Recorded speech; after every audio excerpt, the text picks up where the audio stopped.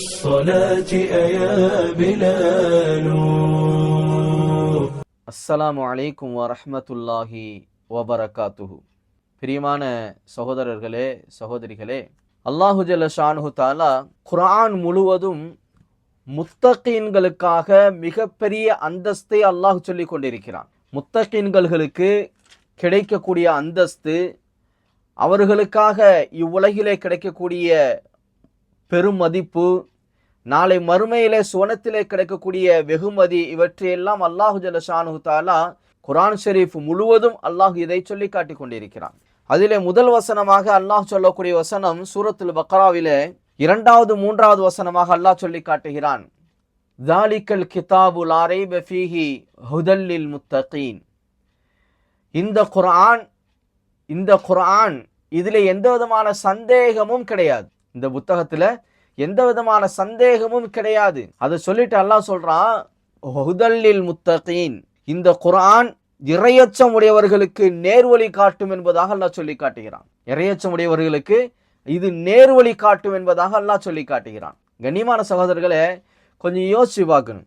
இறையச்சம் உடையவர்களுக்கு இது நேர்வழி காட்டும் என்று சொன்னால் அந்த நேர்வழி எப்படி இருக்கும்? அந்த நேர்வழி எப்படி இருக்கும் என்பதை நாம் கொஞ்சம் சிந்திச்சு பார்க்கணும். சஹாபாக்கள் எப்படி இந்த உலகத்திலே வாழ்ந்தார்கள், எப்படி நேர்வழி பெற்றார்கள் என்ற விஷயத்தை அல்லாஹும் ரசூலும் தெளிவாக நமக்கு எடுத்துரைக்கிறார்கள். அதை நம்ம படிச்சாலே போதும், இந்த குர்ஆன் இறையச்சமுடையவர்களுக்கு எந்த அளவுக்கு நேர்வழி காட்டி இருக்கிறது என்பதை நாம் உணர முடியும். அருமை சகோதரர்களே, இந்த ஆயத்தை தொடர்ந்து அல்லாஹ் சொல்லி காட்டுகிறான், அல்லதீன யுமினூன பில் கைபி.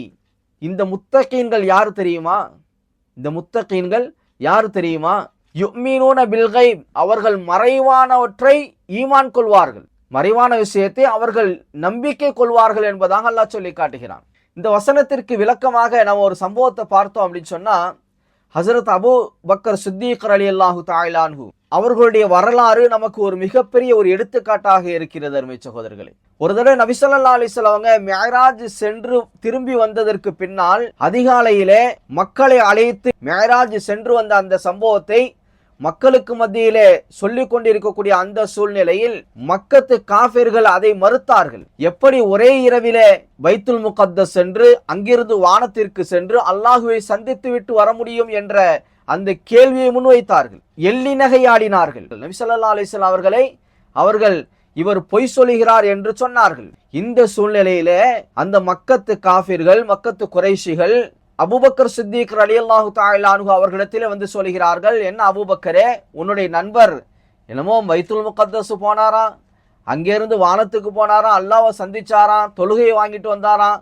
என்னென்னமோ புருடா விடுறாரே என்று அபூபக்கர் சித்திக் ரலியல்லாஹு தஆலா அன்ஹு அவர்களிடத்திலே சொல்லுகிறார்கள். அப்போ அபூபக்கர் சித்திக் ரலியல்லாஹு தஆலா அன்ஹு அவர்கள் சொன்னார்கள், இதை முஹம்மது சொன்னாரா? முஹம்மது நபி ஸல்லல்லாஹு அலைஹி வஸல்லம் அவர்கள் இதை சொன்னார்களா என்று கேட்டார்கள். ஆம், சொன்னார்கள்.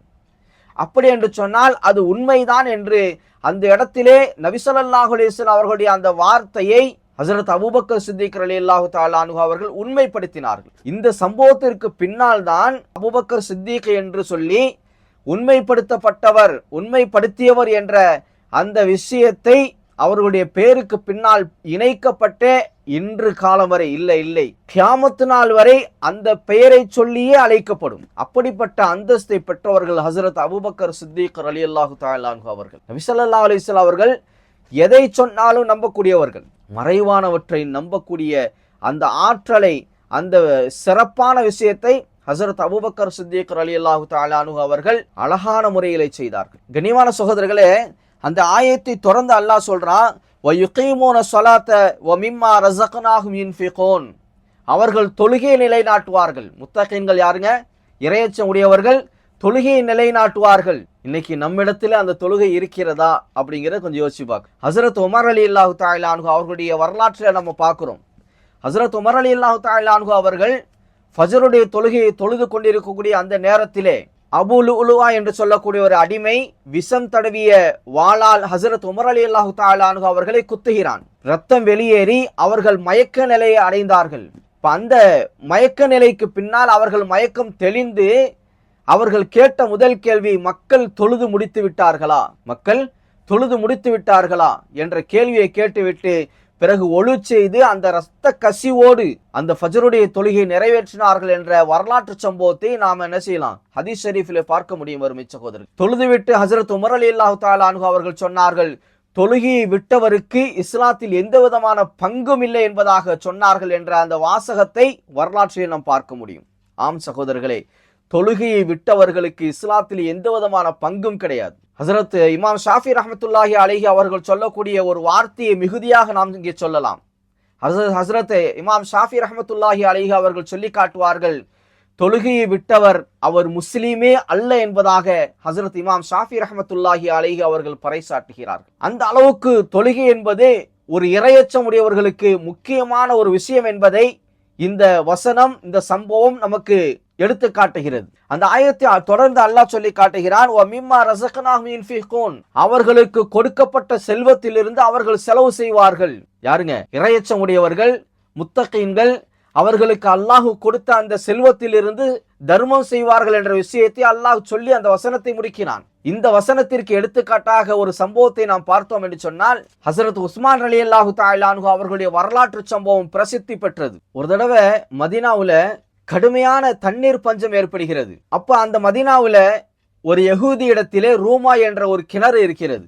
அந்த கிணற்றிலிருந்து தண்ணீர் கொடுப்பதற்கு அந்த யகூதி அதிகமான பணத்தை வசூல் செய்து கொண்டிருந்தான். அந்த நேரத்துல நபி ஸல்லல்லாஹு அலைஹி வஸல்லம் அவர்கள் ஒரு அறிவிப்பு செய்கிறார்கள், யார் இந்த கிணற்றை வாங்கி மக்களுக்காக தர்மம் செய்கிறார்களோ அவர்களுக்கு சொர்க்கம் இருக்கிறது என்ற விஷயத்தை நபி ஸல்லல்லாஹு அலைஹி வஸல்லம் அவர்கள் சொல்லி காட்டுகிறார்கள். உடனே ஹஜ்ரத் உஸ்மான் ரலியல்லாஹு தஆலா அன்ஹு அவர்கள் தன்னுடைய செல்வத்தை சேகரித்து தன்னுடைய செல்வத்திலிருந்து மிகப்பெரிய ஒரு பங்கை அந்த கிணற்றுக்கு விலையாக கொடுத்து அந்த கிணற்றை வாங்கி மக்களுக்காக சதக்கா செய்கிறார்கள், மக்களுக்காக தர்மம் செய்கிறார்கள். அந்த அளவுக்கு மிகப்பெரிய ஒரு அந்தஸ்தை பெற்றவர்கள் ஹஜ்ரத் உஸ்மான் ரலியல்லாஹு தஆலா அன்ஹு அவர்கள். அவர்களுக்கு தெரியும் இந்த தர்மம் நம்மை சுவனத்திற்கு அழைத்து செல்லும் என்ற விஷயம் அவர்களுக்கு தெரிந்து அந்த சுவனத்தை அடைந்து கொள்வதற்காக வேண்டி நபி ஸல்லல்லாஹு அலைஹி வஸல்லம் அவர்கள் நன்மாராயம் கூறிய அந்த சுவனத்தை அடைந்து கொள்வதற்காக வேண்டி ஹஜ்ரத் உஸ்மான் ரலியல்லாஹு தஆலா அன்ஹு அவர்கள் அந்த கிணற்றை பெரும் செல்வத்தை கொடுத்து வாங்கி மக்களுக்காக தர்மம் செய்தார்கள். அருமை சகோதரர்களே, இவர்கள் முத்தகீன்கள். கண்ணியமான சகோதரர்களே, நம்முடைய வாழ்க்கையை இந்த வரலாற்றோடு கொஞ்சம் இணைத்து பார்க்க வேண்டும். மறைவான விஷயத்தை நம்புவதிலும் அதே போல தொழுகையுடைய விஷயத்திலும் தர்மம் செய்யக்கூடிய விஷயத்திலும் நம்முடைய நிலைமை எப்படி இருக்கிறது என்ற அந்த கேள்வியை நம்மை நாமே கேட்டுக்கொள்ள வேண்டிய ஒரு சூழ்நிலையில் நாம் இன்னைக்கு இருந்துகிட்டு இருக்கிறோம். சகோதரர், நம்மை நாமே கேள்வி கேட்கக்கூடிய ஒரு நிலையில இன்னைக்கு நம்ம இருந்துகிட்டு இருக்கிறோம். தொழுகையும் சதக்காவும் இன்னைக்கு நம்மிடத்திலே எப்படி இருக்கிறது என்பதை கொஞ்சம் சிந்திச்சு பார்க்கணும். அருமை சகோதரர்கள், ஹஜ்ரத் உமர் ரலியல்லாஹு தஆலா அன்ஹு அவர்கள் சொன்னதை போல தொழுகை விட்டவருக்கு இஸ்லாத்திலே எந்த விதமான பங்கும் இல்லை என்பதாக சொன்னார்கள். இன்னைக்கு நம்மிடத்திலே தொழுகையுடைய விஷயம் எந்த அளவுக்கு இருக்கிறது என்பதை கொஞ்சம் சிந்திச்சு பார்க்க. அதே போல தர்மம் செய்யக்கூடிய விஷயத்திலே நாம் எப்படி இருக்கிறோம்? அல்லாஹ் கொடுத்த செல்வத்திலிருந்து ஏழை எளிய மக்களுக்கு நாம் தர்மம் செய்கின்றோமா, அல்லது அந்த செல்வத்தை சேகரித்து இந்த உலகத்திலேயே நாம் வாழ்ந்துவிட போகிறோம் என்ற எண்ணத்திலே அந்த பொருளாதாரத்தை சேகரித்து வைத்துக் கொண்டிருக்கிறோமா என்ற விஷயத்தை கொஞ்சம் சிந்திச்சு பார்க்கணும். அருமை சகோதரர், கண்ணியமானவர்களே, முத்தகீன்களை பற்றி குர்ஆனிலே அல்லாஹ் நிறைய வசனங்களை சொல்லி காட்டுகிறான். அல்லாஹ் நாடினால் நாம் ஒவ்வொரு விஷயமாக ஒவ்வொரு வசனமாக இந்த வீடியோக்கள்ல பார்க்கலாம். எல்லாம் அல்ல அல்லாஹு ஜல்ல ஷானுஹு தஆலா நம்மை மறைவான விஷயத்தை நம்பக்கூடியவர்களாக, தொழுகையை சரியான முறையிலே நிறைவேற்றக்கூடியவர்களாக, தர்மங்களை ஏழை எளிய மக்களுக்கு செய்யக்கூடியவர்களாக நம்மை அல்லாஹ் ஆக்கி அருள் புரிவானாக. வாஹிரு தவானா அல்ஹம்துலில்லாஹி ரப்பில் ஆலமீன். அஸ்ஸலாமு அலைக்கும் வரஹ்மத்துல்லாஹி வபரகாத்துஹு.